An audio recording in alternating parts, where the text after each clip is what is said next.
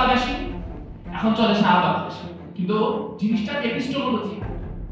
কেন বলতেছি যে ধরেন আমরা অবশ্যই এইখানে যে ওয়ার অন টেরর এবং ওয়ার অন টেররকে কেন্দ্র করে এখানকার রাজনীতিতে তার যে এক ধরনের এক্সটেনশন এবং ইনফিল্ট্রেশন, যেখানে গোটা বাঙালি মুসলিম সমাজকে এবং মুসলিমকে ইন জেনারেল এক ধরনের ক্রিমিনালাইজ করা, এক ধরনের ভিলিফাই করা, এর বিরুদ্ধে যে সংগ্রাম, সেই সংগ্রাম তো আসলে 5 আগস্টের আগে থেকেও করতেছে। সেই সংগ্রামের একটা দীর্ঘ পরিক্রমাতেই বিভিন্ন পথের মানুষ সেই সংগ্রামে সংযুক্ত হওয়াতেই অনেক ন্যারেটিভ চেঞ্জ করা হয়েছে। যে কারণে জুলাই এর আগস্ট যখন বলা হয়েছে যে এখানে জামাত শিবিরের ইনফিল্ট্রেশন আছে বা জঙ্গি ইনফিল্ট্রেশন আছে, মধ্যবিত্ত ভয় পায় আন্দোলন থেকে পালায় যায় না।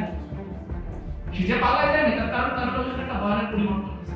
কিন্তু আমার প্রশ্ন হচ্ছে, আপনারা যারা খুবই গুরুত্বপূর্ণ বুদ্ধিজীবী, আপনারা 5 আগস্টের পরে এই দায়িত্বটা নিবেন যে এখন ফ্যাসিস্টরা একইভাবে ইসলাম বিদ্বেষী